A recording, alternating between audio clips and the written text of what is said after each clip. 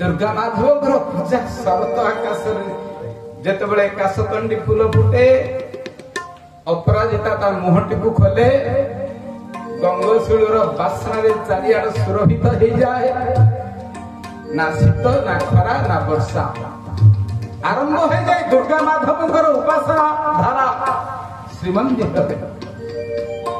ए जगत से गोटे मंदिर एवं गतकाली आमे कथा हेतिले दुर्गा सप्तशती चंडी रे प्रथम अध्याय कथा मेधस ऋषि कहउछंती राजा सुरथ चैत्रवंशर राजा सुरथ एवं समाधि वैश्य को दुर्गा पूजा पद्धति कहले राजन ए जगत रे आदि शक्ति पूजा आरंभ हुए प्रथमे कहा द्वारा देवलोक रे दुर्गा पूजा किए प्रथमे आरंभ करथिला मरलोक रे मर्त्य लोक रे दुर्गा पूजा किए आरंभ करथिले देवलोक रे आरंभ करथिले स्वयंभुव मनु दुर्गा सप्तशती रे कथा सन्ति मरलोक रे मर्त्य लोक रे आरंभ करथिले मेधस ऋषिंकर अधिनायकत्व रे चैत्रवंशर महापराक्रमी राजा सुरथ और समाधि वैश्य 1600 मन्वंतर में दुर्गा पूजा पृथ्वी को आसीथिला स्वयंभुव मनुंक ठारू एवं जानिल राजन कहउचंती मेधस ऋषि मांकर जे परम साध दुर्गांकर वर्ष रे 2 थर पूजा प्रथमे सत्य युग पर्यंत केवल गोटे थर वर्ष रे पूजा पड़ुथला दुर्गांकर जहाको कहंती कालबोधन महिषासुर शुंभ निशुंभ चंड मुंड धूम्र लोचन मधुकैटव जेते राक्षस को मां दुर्गा मारी थिले कृतज्ञता स्वरूप देवता माने प्राणी माने दुर्गा पूजा आरंभ करिथिले बसंत रूप रे जहाको कालबोधन कहन त्रेता युग रे आरंभ होइला द्वितीय दुर्गा पूजा मर्त्य मंडल रे जहार ना होछि अकाल बोधन दशानन रावण को मारिबा पई भगवान राम समुद्र तटरे आरंभ करथिले मां दुर्गा निराजना उपासना आराधना कारण दशानन रावण को सहायता प्रदान करथिले रथ रे विजय करथिले जगदम्बा शिवंकर परम भक्त होछंती दशानन रावण तो रावण दुर्धर्ष अपराजय दुर्जय रावण को पराजित पराहत पराभूत करबा को हेले देवी को तांकर थरु अपसारित करबा को पड़िबो देवी को तांकर थरु आनिबा को पड़िबो मो रथ को मो पाख को तो सेथि पई जगदम्बाकर पूजा करिथिले शरत ऋतु रे नवरात्र आरंभ होता भगवान राम द्वारा अकाल रे देवी को बोधन करिथिबारु से पूजार ना होची अकाल बोधन किंतु बसंत ऋतु रे मांकर पूजा अर्चना को काल बोधन कहନ୍ତି तो देवींकर अकाल बोधन नवमी पूजा सरीची आउ नवमी दिन प्रभु पूजा शेष आरती बा शेष वंदना बा शेष श्रद्धांजलि पुष्पांजलि जेतले देबे 108 नीलपद्म आनिछंती भगवान राम काहे की ना दुर्गांकर सबुठुर प्रिय होची नीलपद्म हनुमंत महाराज जरिया से 108 नीलपद्म आनिचंती गणी गणिका रखा जाइए मंत्र उच्चारण होची गोटे गोटे पद्म फूल दिया जाउची दुर्गा माँ दुर्गा भगवान को परीक्षा कला आपण निजे कहतु भगवान तांको ठारो जात होइतिले सेति पई देवी भागवत रे कहिले कहले ब्रह्मा विष्णु शिव त्रिदेव को तुमे सृष्टि करिछ मां सेति पई वेदव्यास देवी भागवतर श्रोता जन्मजय को कहंती सकल विश्व हुए तांको ठारू जातो ताहांको ठारे सकल विश्व प्रतिष्ठित जय जय माता रे जय जनने कृपा कर कृपामय देखी जय सही देवी को प्रसाद जाहार उपहरे ओई तुम रे जगे मानस रे जय जय माता रे जगत जनने कृपा कर कृपामय देखे जय सेही एका मोह हरंती ए जगते अन्यथा नाही एने ए धरणी पथे जय जय माता रे जगत जनने कृपा कर कृपामय देखे दये बोल सच्चिदानंद भगवती महामाई तारिणी महामाई की त्रिदेवंकर जननी सी तो मालिक ना भगवान राम मालिक नुहति मालिक होउछंती मां जगद्धात्री भगवान को निष्ठा को परीक्षा करिया पई गोटिए नीलपद्म माया रे से हरण करि नेले 107टी पद्म फूल दुर्गा को दिया सरी समुद्र कूल रे नवमी महानवमी रो पूजा रो निर्धारित महेंद्र बेला गड़ी जाउची आ गोटिए फूल दरकार भगवान रामंकर निष्ठा को परखिया पई देवी माया करकी गोटिए फूल हरण करि नै थिले नल नील जांबवान हनुमंत महाराज लक्ष्मण महाराज समस्ते बसिछंती हनुमान पुणी देकी गोटे फूल आनिला बेले को समय नथिबो बेले गड़ी जाइथिबो ताहले सीता ठाकुरानी कोन सबुदिन पई रही जिबे बंदी हेकी अशोक बाटिका रे रावणपुर रे मा तुमर इच्छा कोन बा भगवान हाथ जोड़ी देले स्तुति कले कहले प्रभु हे जगदम्बा मारिबो जदि मारी दियो लोकों का अगर हमको उपहास करना प्रत्येक जीव मला बेले तुमको ही डाकंती लोतक अंजलि रे कृत्य कृत्य भक्ति गदगद होई समर्पण होई भगवती को निराजना आरंभ कले कारुणिक मर्यादा पुरुषोत्तम राम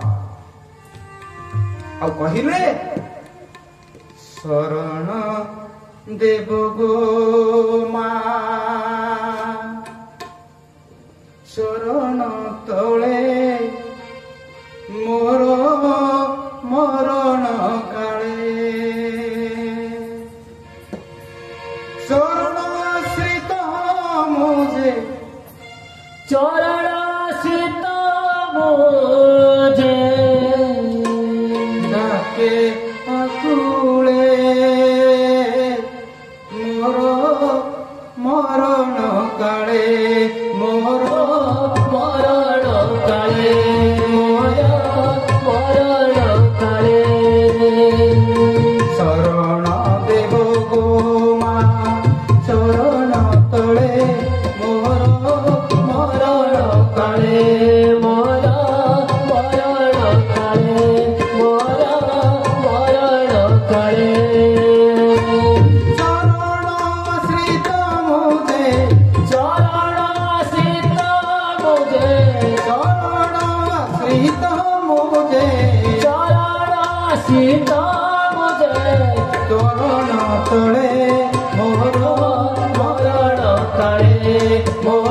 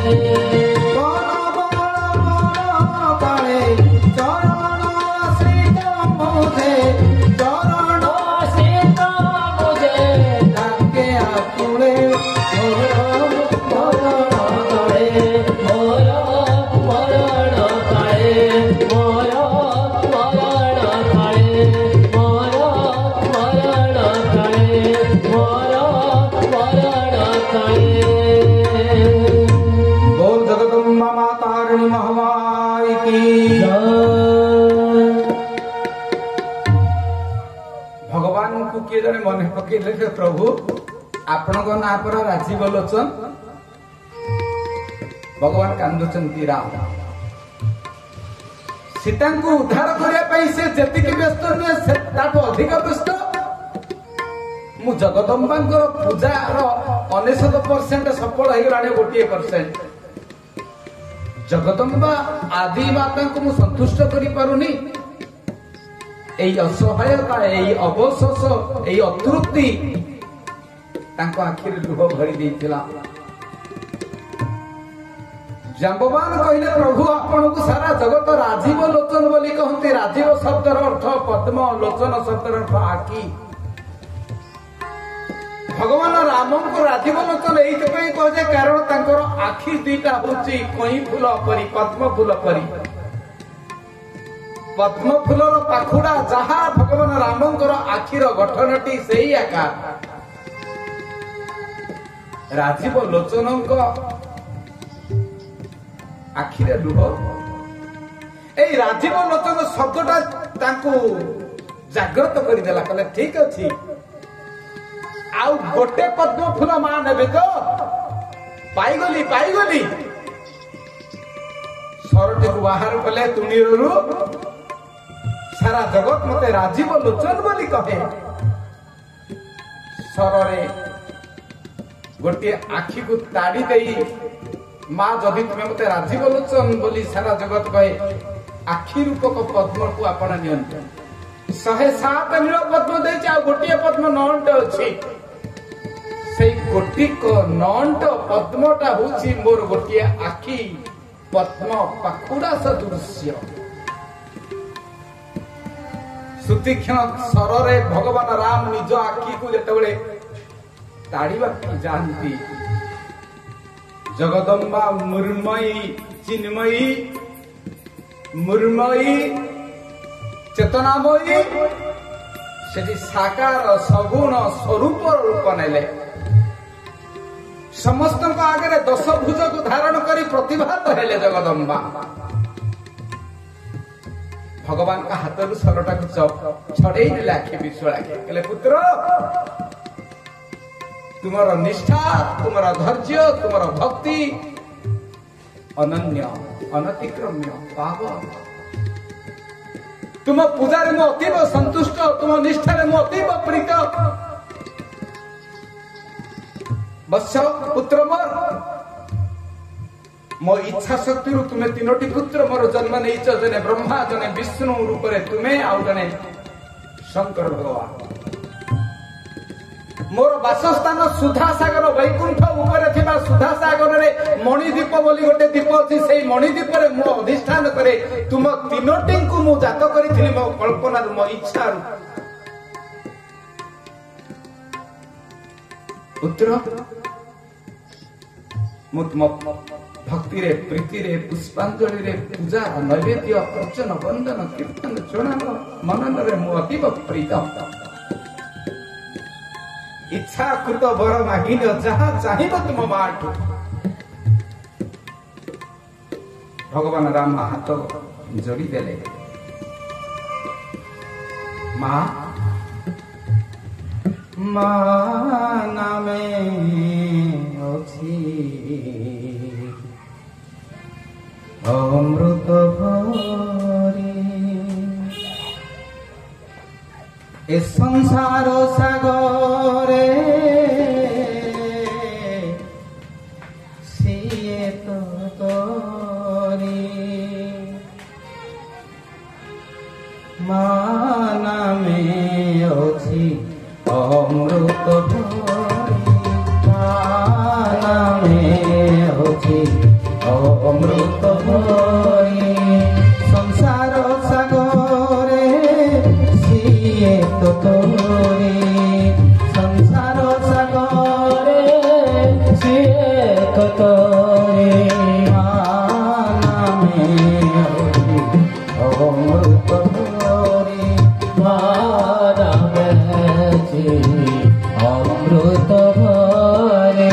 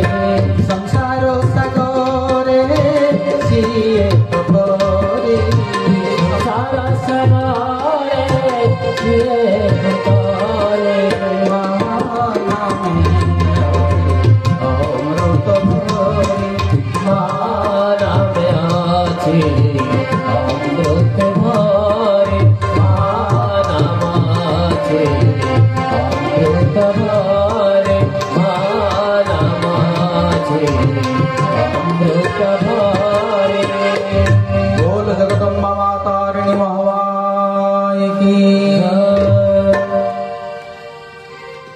एवं ରଥରୁ ମହାନବମୀ ଦିନ ସନ୍ଧ୍ୟାରେ ମା ଦୁର୍ଗା ତ୍ୟାଗ କରିଥିଲେ ରାବଣ ବ୍ରତ। ତା ପରଦିନ ଦଶମୀକୁ ବିଜୟା ଦଶମୀ ନାମକରଣ କରାଗଲା, କାରଣ ମା ତାକୁ ସାହା ହେଲେ, ଭରସା ହେଲେ। ମର୍ଯ୍ୟାଦା ପୁରୁଷୋତ୍ତମ ଭଗବାନ ରାମଙ୍କୁ ମା ସହାୟତା ପ୍ରଦର୍ଶନ କଲେ ତା ପରଦିନ, ଯୋଉଥିପାଇଁ ଅପରାଜୟ ଦୁର୍ଦ୍ଧର୍ଷ ରାବଣ ପରାଜିତ ହେଲା।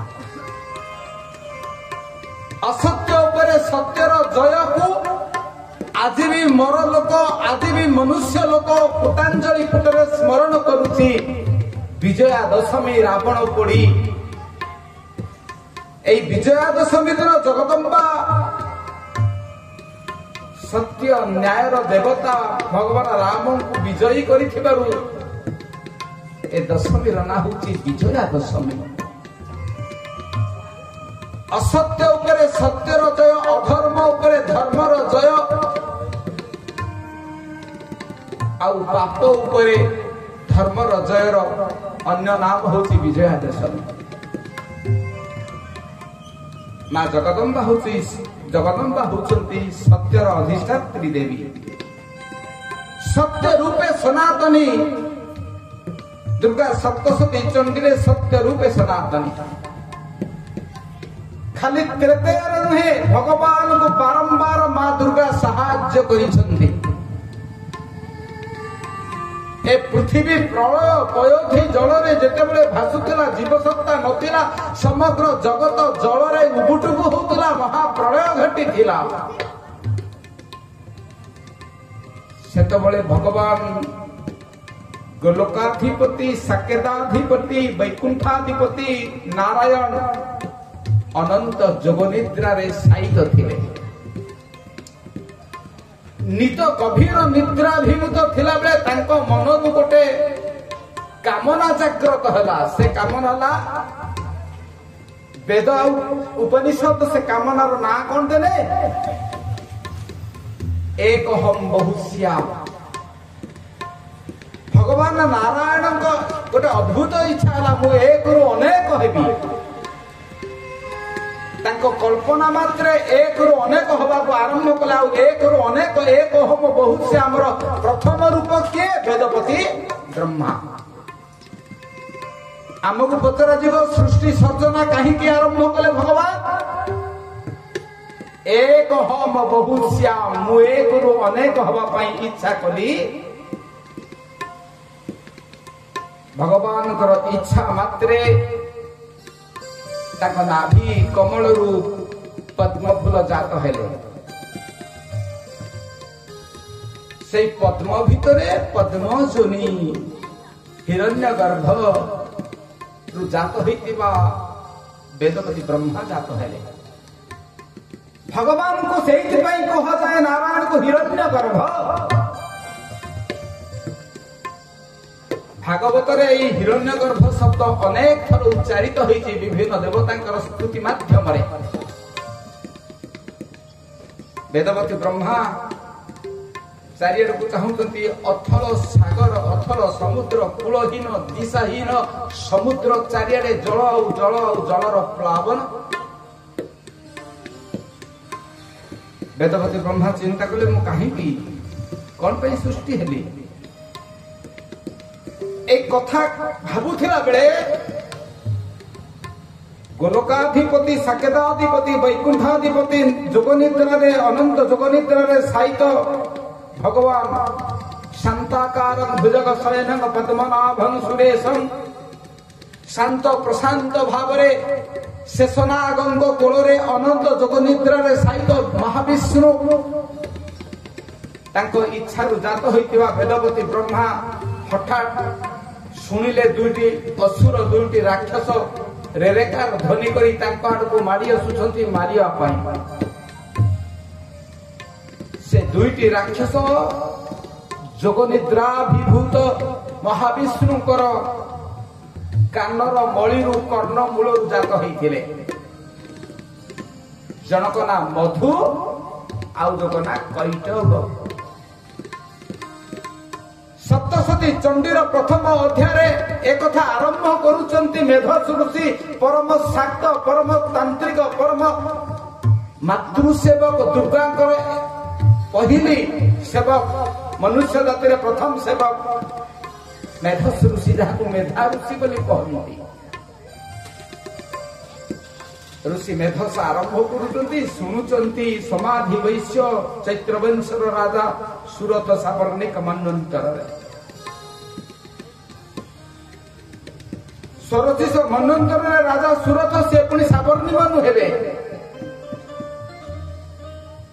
ଏବଂ କହିଲେ ରାଜନ ଶୁଣ, ଏ ଜଗଦମ୍ବା କିଏ, ଏ ମହାମାୟା କିଏ, ଏକର କେତେ ରୂପ? ସେ ମଧୁ କୈଟଭ ନାମକ ଦୁଇଟାଙ୍କ ରାକ୍ଷସ ମାଡ଼ି ଆସିଲେ ବେଦପତି ବ୍ରହ୍ମାଙ୍କୁ ଆକ୍ରମଣ କରିବା ପାଇଁ। ବେଦପତି ବ୍ରହ୍ମା ଭଗବାନଙ୍କୁ ଡାକିଲେ ବିକଳରେ, ଆକୁଳରେ, କିନ୍ତୁ ଭଗବାନ ଶୁଣିବା ଅବସ୍ଥାରେ ନଥିଲେ, କାରଣ ସେ ତାଙ୍କ ନିଜ ଆୟତ୍ତରେ ନଥିଲେ। ସିଏ ଥିଲେ ଯୋଗମାୟାଙ୍କ ଆୟତ୍ତରେ। ମା ଦୁର୍ଗାଙ୍କର ଆଉ ଗୋଟିଏ ନାଁ ହଉଛି ଯୋଗମାୟା। ମା ଯୋଗମାୟାଙ୍କୁ ୟା ଦେବୀ ସର୍ବଭୂତେଷୁ ନିଦ୍ରା ରୂପେଣ ସଂସ୍ଥିତା ନମସ୍ତସ୍यै ନମସ୍ତସ୍यै ନମସ୍ତସ୍यै ନମୋ ନମୋ ଦେବତା ମାନେ ସ୍ତୁତି କରିଛନ୍ତି। ଭଗବତୀଙ୍କର ଅନେକ ନାଁ, ତା ଭିତରେ ସିଏ ହଉଛନ୍ତି ନିଦ୍ରା, ଯୋଗ ନିଦ୍ରା ତାଙ୍କ ନାଁ। ଏବଂ ଭଗବତୀଙ୍କର ବର୍ଷରେ 4ଟା ରାତି ହଉଛି ସାଧନାର ରାତ୍ରି। ଭଗବତୀ 4ଟା ରାତିକୁ ଭଲ ପାଆନ୍ତି। ଗୋଟେ ରାତି ନା କାଳରାତ୍ରି, ଗୋଟେ ରାତି ନା ମହାରାତ୍ରି, ଗୋଟେ ରାତି ନା ବିଷମ ରାତି, ବାରଣ ରାତ୍ରି। এই 3টি রাতি, 4টা নয়, 3টি রাতি জগদম্বাঙ্কর প্রিয়। কালরাত্রি, মহারাত্রি, বারণ রাত্রি। কালরাত্রি কিয়ে? এই 3টাঙ্ক রাতিরে সাধক মানে মশাণীକୁ যাଆନ୍ତି বা চণ্ডী মন্দিরକୁ যাই সাধনা କରନ୍ତି। কারণ এই 3টাঙ্ক রাতিরে সিদ্ধিটা শীঘ্র আসিযায়।